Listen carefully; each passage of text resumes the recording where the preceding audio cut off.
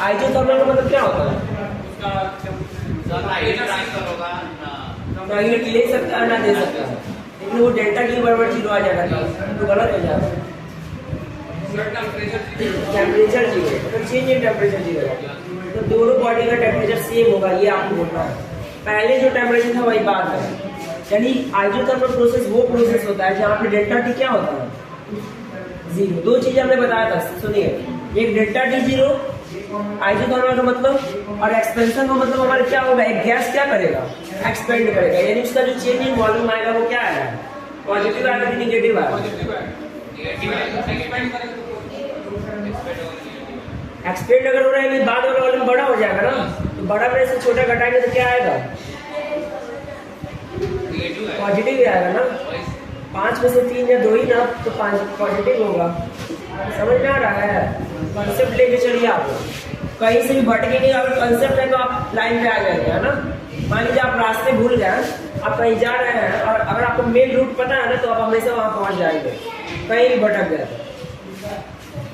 तो कंसेप्ट भी आपका वो मेन रास्ता है जो आपको कहीं भी फंसे तो आपको पहुंचा देगा अपने मेन जगह। देखिए इधर, अब हमने ये आपको बताया था कि डेल्टा टी अगर 0 है तो फर्स्ट लॉ ऑफ थर्मोडायनामिक्स क्या कहता है कि डेल्टा ई बराबर चेंज इन एनर्जी या नेट एनर्जी जो होती है वो क्या होती है? Q plus W। यहाँ पे W कौन सा होता है? ऑनर सिस्टम वाला, और यही से हम लोग का फॉर्मूला आएगा। देखिए क्या आया था, E बराबर हमने लिख दिया था MC डेल्टा टी, Q हमने क्या लिख दिया था? Q ही लिख दिया था प्लस W, और यहाँ पे डेल्टा टी क्या है? 0 है ना, तो हमने यहाँ पे बस लिख दिया था 0 बराबर Q प्लस W, या यही से लिख सकते हैं Q बराबर माइनस W। कल हमने ये चीज बताया था, क्योंकि आपको याद रखना, बार बार बताएंगे नहीं। आप कभी भी ये प्रोसेस होगा ना तो आपको ये चीजें याद रखेंगे। Q यहाँ पे क्या होता है? माइनस W होता है। और दूसरा चीज क्या है? दूसरा चीज हमने ये पढ़ाया था, ध्यान से देखिएगा। यही वाला फॉर्मूला था कि E बराबर क्या होता है? Q प्लस W होता है ना। तो यहाँ से Q क्या आ जाएगा?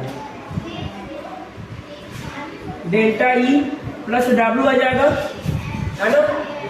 फर्स्ट ऑफ थर्मोडायनामिक्स से ये पहला इक्वेशन आएगा। उसके बाद इसी को हम ऐसे लिख दिए, हमने एक डेरिवेशन बताया था वहां पे, तो हम बार बार इसको इसीलिए लिख रहे हैं ताकि याद रहे।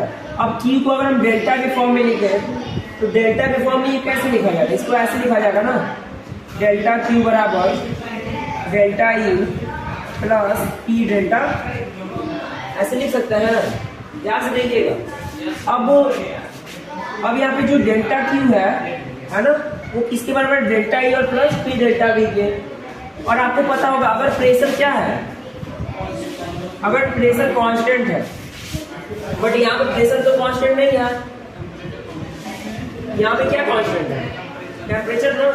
तो जब टेम्परेचर कांस्टेंट है, यहाँ पे डेल्टा ऐसी हमने बात किया था, लेकिन हमने एक और चीज बताया था कि जब प्रेशर कांस्टेंट होता है तभी हम इसकी जगह पे क्या लिखते हैं? डेल्टा H लिखते हैं। ये क्लियर हो रहा है? हम यहाँ पे लिख देंगे एट कांस्टेंट प्रेशर, ठीक है। अब यहाँ पे हमको ये फॉर्मूला हमने आपको लिखवाया भी था, डेल्टा H बराबर delta E plus P delta V, ये इंथैल्पी का फॉर्मूला होता है ना। अब आप देख सकते हैं कि P डेल्टा V है, तो आप किस गैस के बारे में बात कर रहे हैं? Ideal gas. और आइडियल गैस के लिए क्या फॉलो होता है? TB बराबर NRT। अगर इसी को चेंज के फॉर्म में लिखा जाए तो ये आपका ऐसे हो जाएगा, P डेल्टा V बराबर NR डेल्टा T। यही कल हमने बताया था।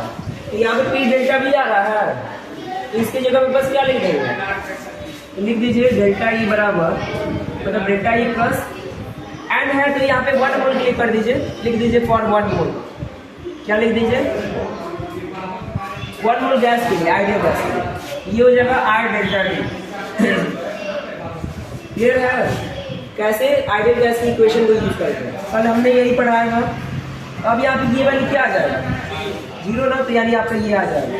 यानी हम कह सकते हैं कि डेल्टा H बराबर, बस ये याद रखिएगा आप, ये पहला मतलब ये दूसरा और ये पहला, दो चीजें हैं इसमें। कभी भी आइसोथर्मल एक्सपेंशन होगा तो वहाँ Q क्या होगा? माइनस W होगा, और डेल्टा H क्या होगा? वो डेल्टा E होगा, है ना।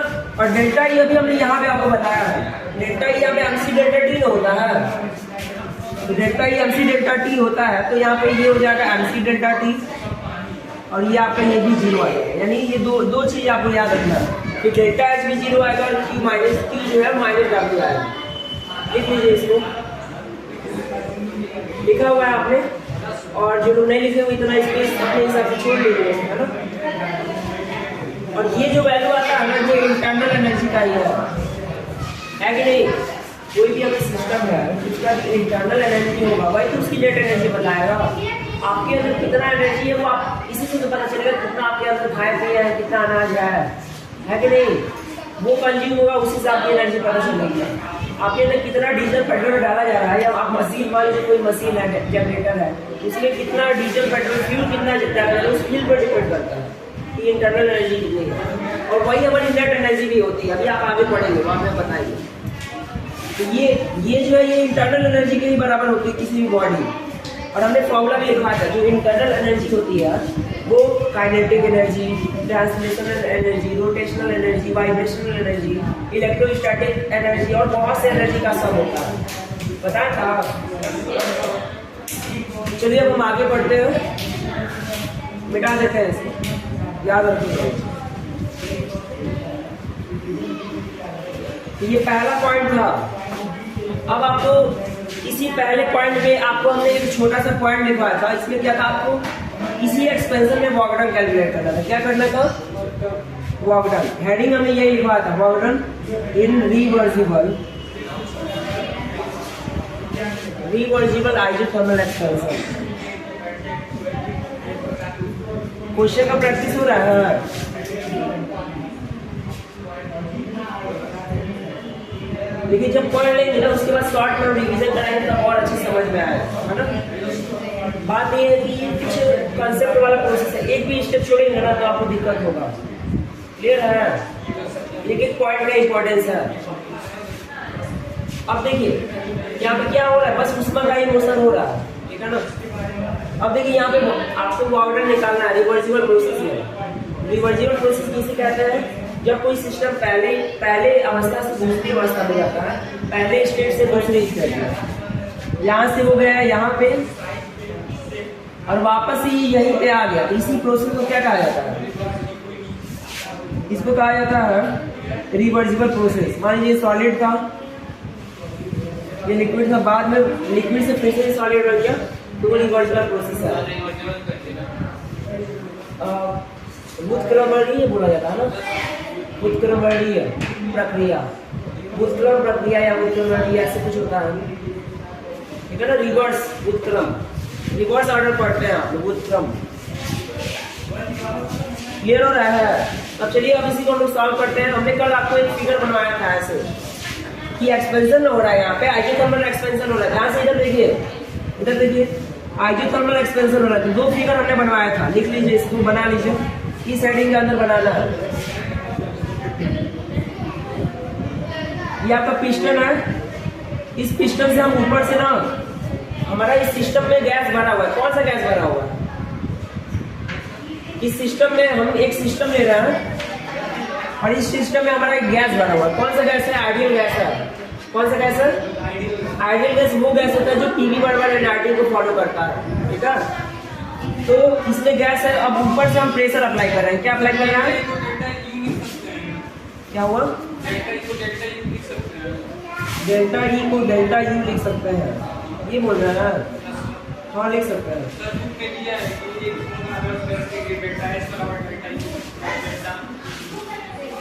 तो अभी हमने डिफाइन था डेल्टा एच बराबर delta E plus T delta B, यही था।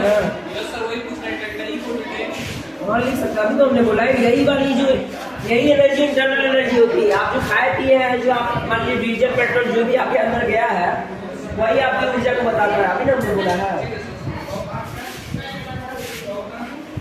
तो ये देखिए फिगर समझ लीजिए, कल जो पढ़ा था आपने, एक बार और रिवाइज हो जाएगा। इधर देखिए हमने एक फिगर बताया था, उसमें हमारा आइडियल गैस रखा हुआ है एक कंटेनर में, सिस्टम है हमारा, उस पर हम बाहर से प्रेशर अप्लाई कर रहे हैं। इसको हम कह रहे हैं पी एक्सटर्नल। क्या बोल रहे हैं, पी एक्सटर्नल। बाहर से प्रेशर अप्लाई करेंगे तो वॉल्यूम कुछ डिक्रीज करेगा कि नहीं, करेगा ना। तो हम वॉल्यूम यहाँ पे नहीं दिखा रहे हैं, बस ऊपर से बाहर का प्रेशर दिखा रहे हैं। और हम ये दिखा रहे हैं कि गैस में हमारा प्रेशर अप्लाई करेगा। क्या करेगा, हमारी जो गैस है वो भी प्रेशर अंदर से अप्लाई करेगी, है ना। गैस के मॉलिक्यूल स्फेरिकल होते हैं। अगर हम आपको मान लिया आप धक्का मुझे खूब भीड़ भाड़ में है, कोई अगर आपको इधर से धक्का ऐसा दे रहा है तो आप उसको धक्का नहीं देंगे उधर से, ऐसा होता है ना, आप देगा भैया। आप छोटे में क्लासेस में, छोटे क्लास जब छोटे आप थे तो जब लाइन लगती थी, लाइन में जाते थे तो जब पीछे से कोई आपको धक्का देता था आप भी देते थे कि नहीं। तो वही हाल गैस का है, गैस स्फेरिकल होता है। अगर एक गैस यहाँ पे आ गया एक के पास है, तो अगर दूसरा दिया तो पहला भी दूसरा अगर पहला भी देता तो पहला भी दूसरे को देगा। न्यूटन शॉर्ट ऑफ मोशन, ठीक है। तो सिंपल सी बात, अगर हम बाहर से प्रेशर अप्लाई करेंगे तो गैस भी हमको भी प्रेशर देगा। और जब गैस मान लीजिए हमने प्रेशर अप्लाई कर दिया, तो जब गैस अपने प्रेशर से जब उठेगा तो वो ऑटोमेटिक अपने वॉल्यूम को वापस से रिकैट कर लेगा या थोड़ा सा उसमें चेंज आएगा। जैसे पहले जब हमने इसको दबा दिया, मान लीजिए पहले ये यहाँ था, पहले पिस्टन का जो शेप था वो यहाँ था, जब प्रेशर अप्लाई कर दिया तो इसका जगह यहाँ पे हो गया, है ना, समझिएगा। अब वापस से ये वाला जो है ये क्या करता है,